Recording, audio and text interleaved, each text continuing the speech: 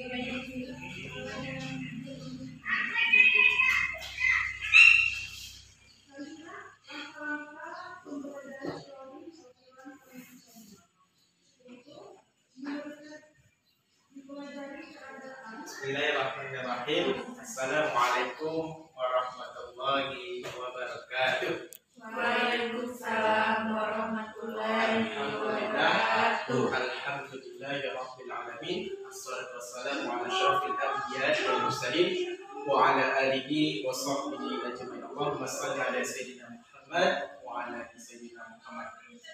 Halo kawan-kawanku sekalian, bagaimana kabarnya pada pagi hari ini? Masih semangatkah? Alhamdulillah masih. Tolong untuk dirapikan tempat duduknya, untuk dirapatkan. Tolong Mas Rifki, tolong geser sedikit sebentar. Oke, baiklah, terima kasih atas kerjasamanya. Marilah kita memasuki pelajaran hadis Tartawi ini dengan bersama-sama mengucapkan Bismillahirrahmanirrahim. Oke, baiklah, pada pagi hari ini saya akan menyampaikan sedikit berupa materi, sepenggal materi dari hadis Tartawi ini yang mengenai tentang kumpulan hadis-hadis tercela.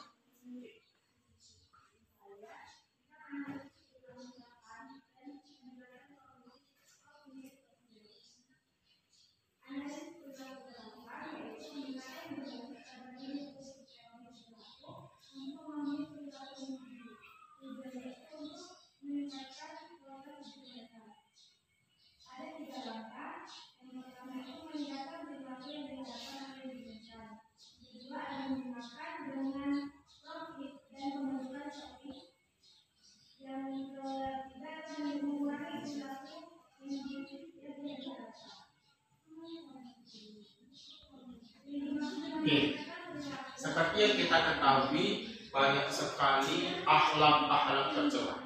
Di sisi lain pula, akhlak tercela ini ada juga akhlak yang bagus, namanya akhlakul karimah. Dan juga akhlakul karimah ini ada lawannya, yakni akhlak tercela, ataupun yang kita seperti mengenalnya akhlak masmunah, yakni perbuatan-perbuatan yang tidak disenangi oleh Allah, yang tidak disukai oleh Allah, yang dibenci oleh Allah, yang tidak disenangi juga oleh baginda Nabi Muhammad SAW, serta juga tidak disenangi oleh seluruh umat muslim ataupun umat manusia yang ada di atas muka bumi. Adapun saya mengambil dua contoh akhlak tercela, yang pertama hasad dan yang kedua takabur. Ada yang tahu hadis hasad dan juga takabur? Baiklah, saya akan menyampaikan sedikit hadis yang mengenai sifat hasad.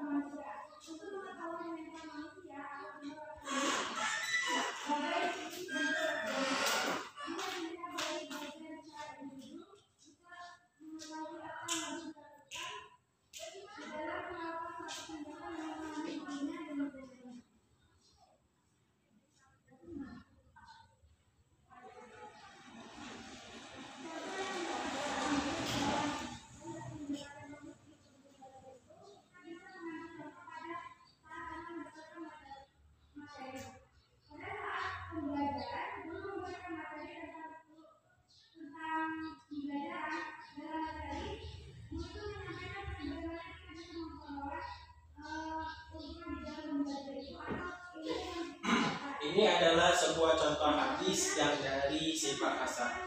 Oke, dengarkan dulu. Setelah itu kita baca bersama-sama. An Abi Hurairah anna Nabiyya sallallahu alaihi wasallam iyyakum wal hasada fa innal hasada ya'kul hasanat kama ta'kulun narul khatabah. Ada yang tahu artinya? Saya beri hadiah. Serius. Yang tahu artinya saya beri hadiah pada pagi hari ini. Serius. Tidak karena rekaman video, tidak karena tugas, saya masih ada remote-nya. Yang tahu? Oke. Mari kita bersama-sama untuk menerjemahkan. An Abi Hurairah an Nabiyya sallallahu alaihi wasallam. Yang sebagaimana artinya dari Abi Hurairah menyampaikan kepada Nabi Muhammad sallallahu alaihi wasallam. Di sini ada kata sallallahu. Saya namakan Nabi Muhammad sallallahu alaihi wasallam. Iyyakum wal hasad.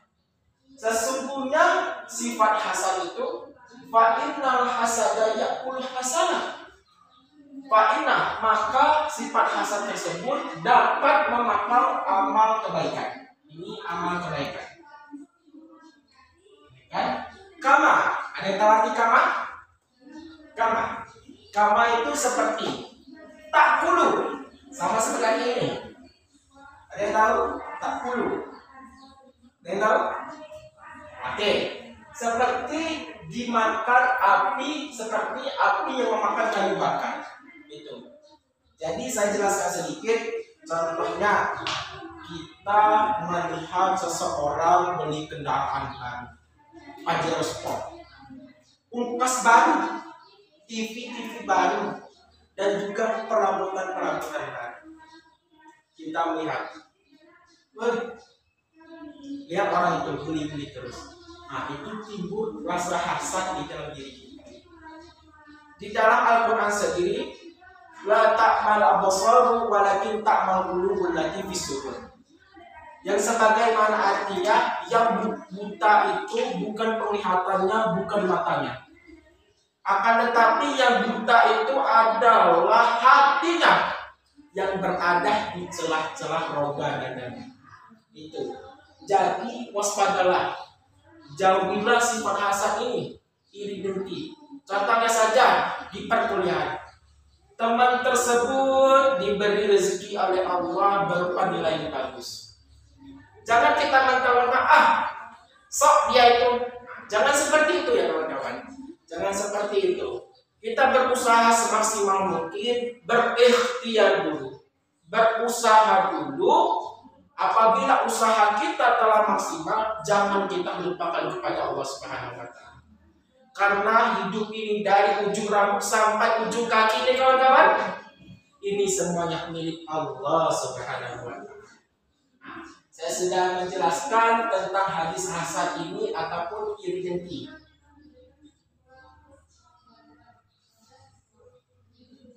Dari sini yang poin pertama ada yang ingin ditanyakan tentang iri dengki ini. Yang pertama sifat yang menjelekkan. Yang pertama kita harus menghindari sifat hasad ini. Karena kita tahu kita ini menjaga hubungan kita kepada Allah dan juga hubungan kita kepada manusia. Hablum minallah wa hablum minannas. Kalau hablum minallahnya baik, akan tetapi hablum minannas yang enggak baik, jangan seperti itu. Kita semuanya pasti akan dikuburkan di liang lahat sendirian. Enggak mungkin kita semuanya, wahai para hadirin sekalian, sobat mahasiswa sekalian, ketika kita meninggal, apakah jasad ini bisa dibandingkan dengan sendirinya? Apakah jasad ini bisa disolatkan dengan sendirinya?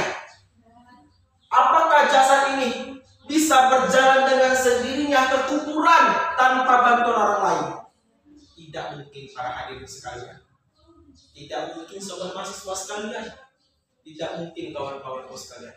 Maka dari itu sobatku sekalian, jauhilah sifat diri. Baiklah, yang poin selanjutnya yakni takabur.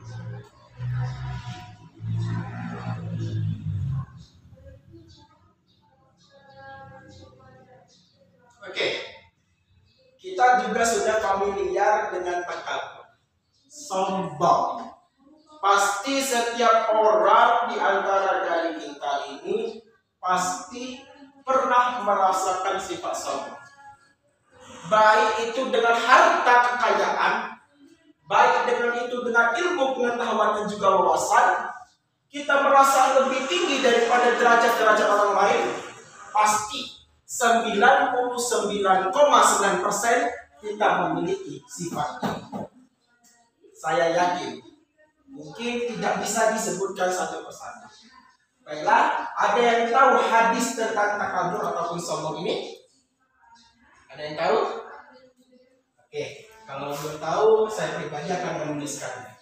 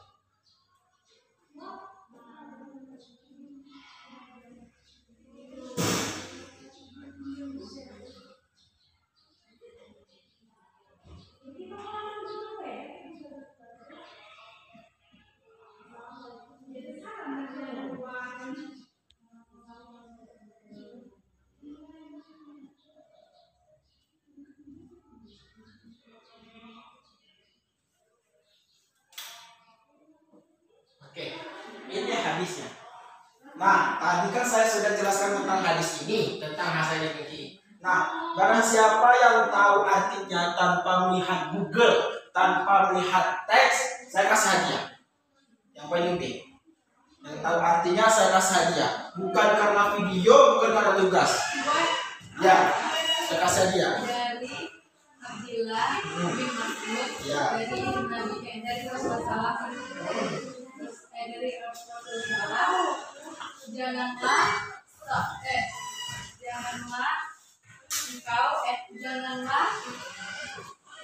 sombong. Ayat apa ya? Aku yang Oke ya. Tubuh dari Abdullah bin Mas'ud, Nabi bersabda, janganlah kamu bersembunyi-sembunyi laki-laki. Bukan. Itu bukan. Saya tidak karena video, tidak karena tugas, kita sama-sama belajar. Yang tahu artinya saya kasih reward, saya kasih hadiah. Belum benar, kurang tepat. Bukannya salah, tapi kurang tepat. Saya tidak ingin menjawab salah, kurang tepat. Ada yang tahu? Oke, saya kasih. Ini dakhala ya dakhulu. Apa artinya? Ada yang tahu? Dakhala ya dakhulu. Oke, saya kasih waktu berpikir selama 1 menit. Jangan buka Google, jangan buka teks. Saya kasih reward, bukan saya karena hadiah. Ya. Ya, ini benar ini. Nah, ya, cepetan. Zahro ya benar Zahro. Tapi yang sebelumnya, dulu. ya ingat dulu. Saya kasih waktu 1 menit. Untuk kameramen juga boleh. Iya. Tapi jangan lihat teks, jangan lihat Google. Untuk Mama Seriting juga boleh. Dulu. Jangan lihat HP, nggak boleh.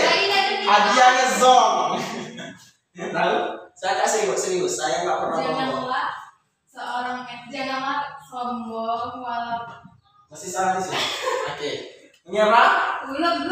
Belum. Karena waktunya mepet ini saya kasih 1 menit aja. Ya. Ya. Janganlah engkau sombong ya. No. 10 detik. Walaupun Salah. Sudah? Ya ini sebesar ini saya benar, tapi yang di sini. engkau Oke? Yani Abdullah bin Mas'ud Bapak Rasulullah SAW bersabda, janganlah engkau mendekati setiap tanda. No.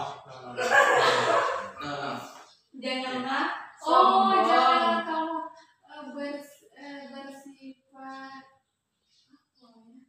janganlah Dalam waktu Udah waktu ya, kalau habis makan ya. Makan. makan. Oke. Artinya dari Abdullah bin Mas'ud bahwasanya Nabi Muhammad SAW bersabda. Ini kurangnya, ini kolas. Maaf tadi keburu-buru, ini juga kolas. Saya tidak ingin salah dalam penulisan hadis karena ini dari baginda Nabi Muhammad SAW. Kola berkata ataupun bersabda, la yadkhulul jannah. Tidaklah seseorang tersebut masuk surganya Allah. Ya, masuk surganya Allah. Mangkana fi qalbihi. Qalbi itu hati. Hati itu bukan yang namanya percintaan, itu bukan ya. Bukan sayang-sayang, itu bukan. Tapi hati itu pasti ada perasaan di dalam diri. Emosi kita. Maka nabi qalbi, barang siapa terdapat di hati kalian, baik di hati saya pribadi, misqalu dzarratin min kibrin, walaupun sifat takabur tadi, walaupun sebesar biji zahra. Nah, jadi di sini tuh ada yang namanya buka kurung. Saya akan lagi. Tidak akan seseorang tersebut masuk surga apabila terdapat di hatinya sifat sombong walaupun sebesar biji zahra. Ini hadis riwayat Muslim. Hadis riwayat Muslim ini Bukhari dan juga Muslim itu namanya sahih. Saya berikan contoh. Sombong. Kita memiliki ilmu pengetahuan. Kita nanti akan menjadi yang namanya tenaga pendidik. Yang namanya yang mewarisi ilmu-ilmu untuk diamalkan oleh anak-anak kita, untuk diamalkan oleh adik-adik kita. Maka dari itu, apabila kita memiliki ilmu yang dikatakan cukup, ilmu yang lebih, maka jangan sombonglah dalam ilmu tersebut. Karena di dalam pepatah bahasa Arab,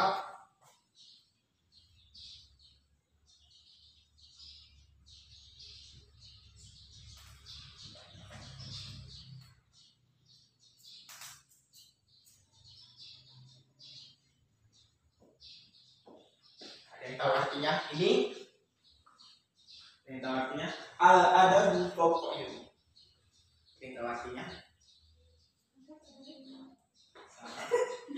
no, belum benar, bukan salah, kurang tepat. Yang tahu oke, karena waktu ya. Ada di pokok ini, adab itu di atasnya ilmu. Jadi sobat-sobatku mahasiswa sekalian, janganlah kita sombong mentang-mentang kita punya jabatan, mentang-mentang kita dikerumuni sama circle kawan-kawan kita. Kita merasa gagah, kita merasa kuat, kita merasa tinggi dengan jabatan kita. Walaupun itu seorang ketua kelas, walaupun itu sekretaris, janganlah memiliki sifat sombong. Contoh kecil lagi. Apabila ada seseorang, mohon maaf, pembersih di area kampus kita, tegurlah sebentar. Bu, nyapu, bu, ngepel, tegurlah.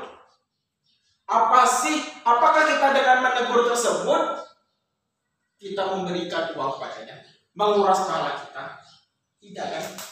Jadi maka dari itu untuk meminimalisir sifat takabur itu jagalah hati kita.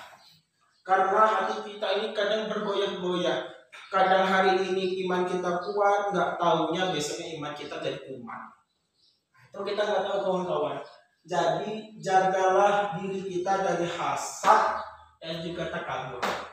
Contohnya saja, mohon maaf, ada seseorang dakwah, saya tidak perlu sebutkan namanya, menghina seorang pedagang kaki lima. Itu jangan itu. Walaupun derajatnya tinggi, al-ustadz, kiai haji, syekh, tetapi dia tidak mengutamakannya ini, itu mohon maaf nanti akan ada balasan dari Allah Subhanahu wa taala, baik di dunia ataupun di akhirat. Dengan perkataan kita, dengan perbuatan kita dapat meyakini seseorang. Saya contohkan, ibaratkan ini sebuah kertas yang masih baru. Contohnya, bego lo, nggak pintar lo, goblok lo. Walaupun kita remas-remas dengan perkataannya, walaupun kita meminta maaf kepadanya, kita coba lihat kertas ini.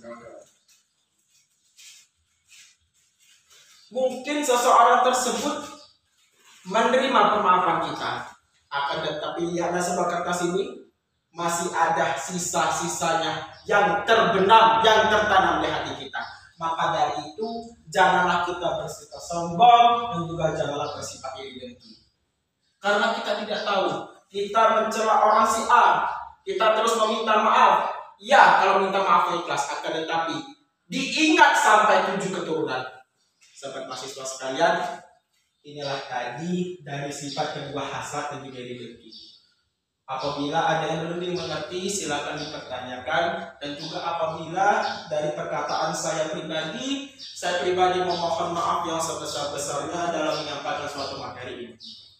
Karena saya tidak ingin dalam penyampaian materi ini ada salah kata, ada salah perbuatan saya. Saya tidak ingin dipertanggungjawabkan di hadapan Allah Subhanahu wa taala akibat menyampaikan salah materi ataupun salah perkataan. Boleh kita koreksi bersama. Mungkin ada suatu pertanyaan yang insya Allah saya bisa jawab, saya pribadi, untuk memberikan kesempatan untuk mengoreksi dan juga bertanya. Oke.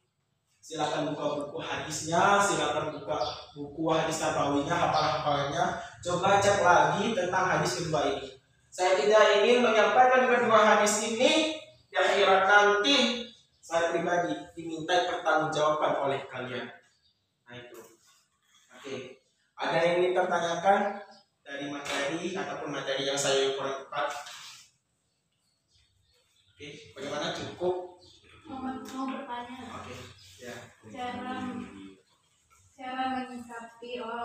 Cara menyikapi orang yang iri sama kita. Oke. Kita sudah banyak sekali, mohon maaf, terima kasih atas pertanyaannya sekali lagi. Seperti yang kita ketahui, contohnya saja yang bapak penjual yang rela mencari nafkah kepada kedua orang tuanya, ia dicaci maki, ia dicela, ia dibilang dan juga direndahkan oleh martabat dan harga dirinya. Yang pertama, kita diam saja.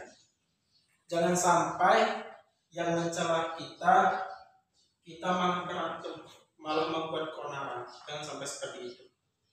Yang kedua, kita berserah diri kepada Allah. Berdoa kepada Allah, ya Allah. Doa yang baik-baik ya, jangan yang buruk.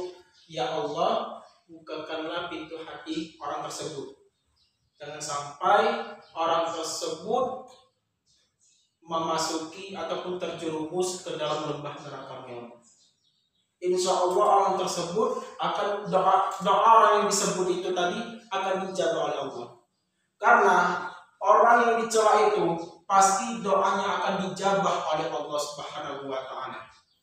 Di dalam hadis juga sendiri, barang siapa yang beriman kepada Allah dan juga hari kiamat nanti, makalah hendaklah dia berkata-kata baik. Ataupun Kalau tidak bisa berkata-kata baik, palinglah sedikitnya kita diam. Nah itu. Dan tidak hanya sampai situ saja. Di suatu akhirat nanti, kita semuanya ini seorang pemimpin. Pasti seorang pemimpin tersebut akan dimintai pertanggungjawaban dari diri kita masing-masing. Janganlah kita angkuh, janganlah kita sombong. Mari kita perkuat hablum minallahnya dan juga mempererat hablum minannasnya. Hubungan kita Allah juga baik dan juga hablum minannasnya juga lebih baik. Nanti. Mungkin ada yang masih belum mengerti untuk saudari Teresa. Oke, baiklah. Sekali lagi saya pribadi memohon maaf apabila menyampaikan suatu materi ini dengan kesalahan, dengan tutur kata yang kurang enak didengar oleh sobat mahasiswa kalian, saudara-saudaraku sekalian. Saya pribadi meminta maaf yang sebesar-besarnya. Bagaimana apabila ada materi ini yang salah, kurang benar ataupun kurang tepat, saya meminta maaf. Bolehkah meminta maaf kepada saya apabila saya salah, apabila saya kurang tepat, mohon dimaafkan kepada saya pribadi. Dan juga tidak hanya saya pribadi meminta maaf kepada kalian, dan juga saya meminta ampunan kepada Allah Subhanahu wa Ta'ala. Sekian materi yang saya dapat sampaikan, lebih dan kurangnya saya pribadi sekali lagi meminta maaf yang sebesar-besarnya, dan kepada Allah saya meminta ampunannya. Syukran, jazakumullah khairan fikum. Wallahu muwaffiq ila aqwamit thoriq. Wassalamualaikum warahmatullahi wabarakatuh.